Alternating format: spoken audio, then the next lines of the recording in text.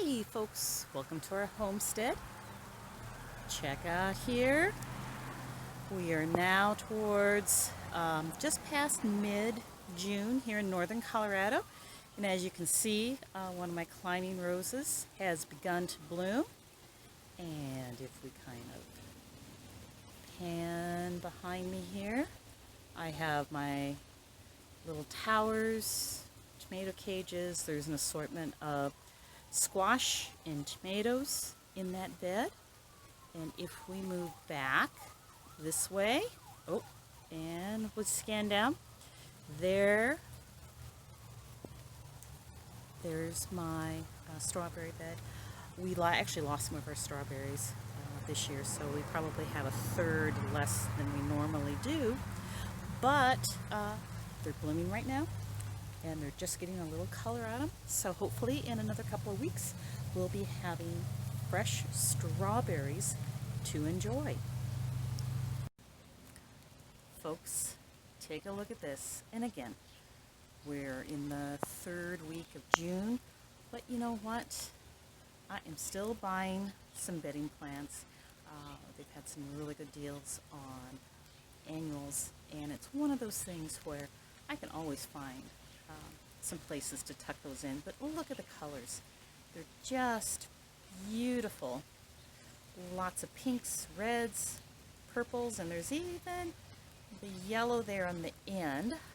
That's chocolate flower. That's actually a perennial, and that does well in xeric conditions. And it actually smells like milk chocolate. I have some more in an area of my garden, and I just want to put a little bit more in. It's just a delightful aroma to have. So yes, I have an addiction to plants. I actually love them. I love making our garden full, lush, and adding color. And annuals is a great way to add some quick color because they will bloom all season long. So keep that in mind as you're gardening. All right, folks, I am now sitting here. Look at that. I think I'm in front of the largest lemon balm in northern Colorado. The spot I have it in, it absolutely loves it. And again, see this right here? It is one plant, and it's almost 2.5 feet tall and at least that wide in a spread. I will be harvesting probably tomorrow. I'll start dehydrating some to do some teas later this fall and winter. But I absolutely love it. It's just gorgeous. Just gorgeous. And folks, here I am in front of my straw bale garden, and it is doing exceptionally well. If we move back here just a little closer, and here, tuck around, but okay, there's a lot of garlic around me. I love garlic, but the tomato plant here, this is thriving. It's actually getting some blooms set on that. So I'm hopeful, fingers crossed, that I'll have tomatoes in about another month at the earliest. Again, depends on the variety.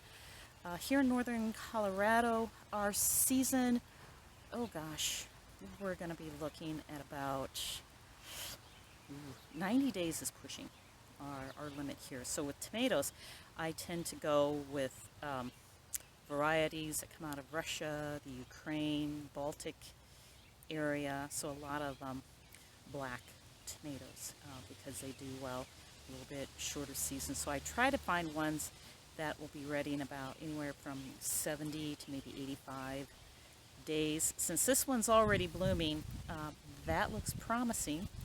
And then if we swing around, and look at that luscious tomato plant right there. That's my favorite. That's black cherry, and that has some nice blooms set on that. So I will be getting tomatoes off of that again in about a month. And as you can see here, look, there's even some kale. I have some stuck in some kale right there. It is doing well. I know most people do kale early season, but I like to try and keep kale in my garden throughout the year. So then I'm even harvesting again in the fall. But it is doing well. Things are really taking off. We've had mostly 80-degree weather, but we had quite a bit of actually a couple of weeks worth up in the 90s, which for us is really unusual for this time of year. But warm season crops love it. So it's just taken off and is going well. And the cattle panel behind me, that on either side of that, I have squash. So those are doing beautifully. And they'll actually start climbing that in just maybe another week or so. They're just getting large enough now that they're sending out tendrils and beginning to stretch. And guys, wanted to show you the vegetable trug that I picked up this year. I got it secondhand. I don't mind that at all. I like being frugal with my money. Someone no longer had space for it, but I got that to increase the amount of food that we grow. So the vegetable trug is a little over 6 feet long, not quite 3 feet wide. And you can see it has tubing, and then there's some woven panels. And the panels will act as a trellis. I do have cucumbers here in this corner and back there. They have actually begun to bloom. And if we get a little closer in there, looky there. There's a cucumber that's coming on. And then throughout the bed, I have a lot of Swiss chard that I have planted. There's another cucumber. Then on the end, there's a couple of cauliflower. And to keep the Swiss chard from bolting, what I have done, I placed the vegetable trug underneath my grape arbor. And as I scan up, there's the arbor itself, and you can see my one grape plant. And it is actually now up to the top and is just starting to come over the top and will provide some great filtered sunlight for the Swiss chard. The cucumbers, they'll do well in this type of lighting condition. But there, I have increased our productions and specifically been able to increase the amount of greens that we're growing.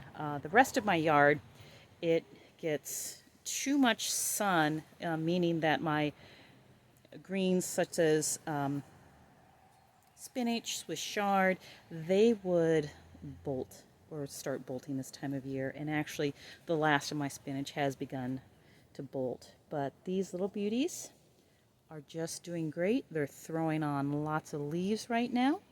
So we will be enjoying Swiss chard throughout the summer. And here, look at that. There is my raspberry bed. The raspberries have been doing quite well this year. They just look phenomenal. They're filling in, they're healthy. No blooms yet. This variety, which I'm not sure of, the previous owner had planted them, but they tend to come on later in July, and then I'll get a second flush end of August, first part of September. But we have a nice stretch of raspberries. The entire bed is probably just over 30 feet, and it's about 5 to 6 feet in width. And because every garden needs some pretty spots, this is my newest addition this year. I have this little wrought iron window box that I've lined with coconut fiber, and I have some coleus and sweet potato vine in that. And this is hanging from my grape arbor. And as I scan up, you can see there is my old fireplace screen that I repurposed as a window in the arbor. Mr. Overall's actually built the arbor for me, and I saved that screen because I just like the whimsy of that. And this is just such a little inviting spot to come to in the garden. And look at that. garlic, garlic, garlic everywhere. And then along the edge, I do have some bok choy, and I do have some cabbage as well. We plant garlic, and then I allowed some of my garlic to go to seed. That was an experiment to see how it would do. There's actually a giant parsley out there, but it is all coming on. And if you can see the curly cues on top of some of the garlic, most of my garlic is soft neck, so it will set garlic scapes, and I have just begun to harvest my garlic scapes. So I will blanch some, freeze it, and then I will do garlic scape pesto with the majority of that. And garlic scapes, for those of you that haven't tried it, it's a mild garlic flavor. So if we come in here, we'll show you up close. So see these little guys, the curly cues? That's your garlic scape. And they are really, really delicious. So if you haven't tried them, see if you can find them in your grocery store or farmer's market. Or better yet, grow your own garlic, but again, it has to be soft neck type of garlic in order to get your garlic scapes. And take a look at this. Just wanted to show you up close some of my squash here in my straw bale garden. And look how nice and healthy they are.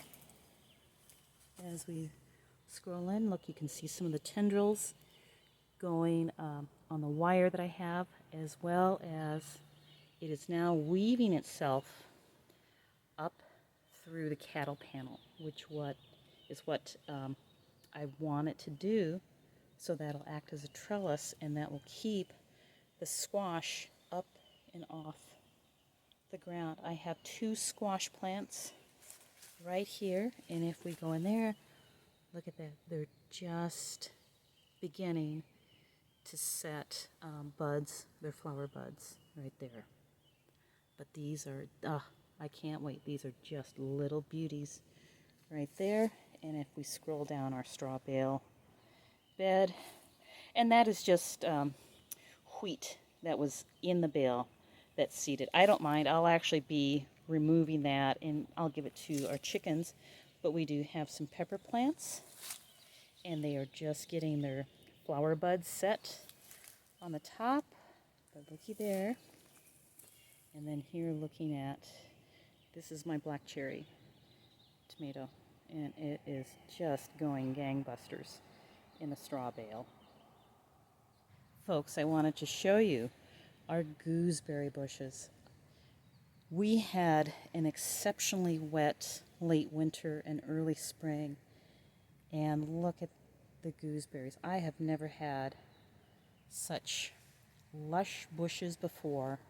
And we do water. We have an in-ground irrigation system, but they are just absolutely loaded with gooseberries. This should be a fantastic harvest. And if we get in a little closer, check those out. They are just beginning to turn color.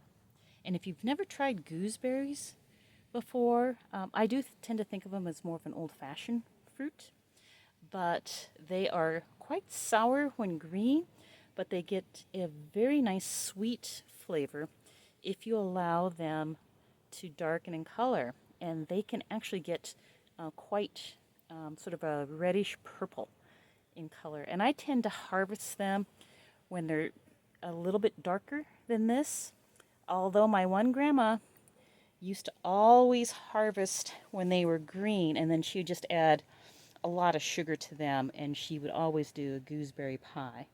But again, look at that. We just have an exceptional crop. I've never seen my gooseberries look so vigorous, so full, and so lush before. You can really see what a difference great moisture does for fruiting shrubs.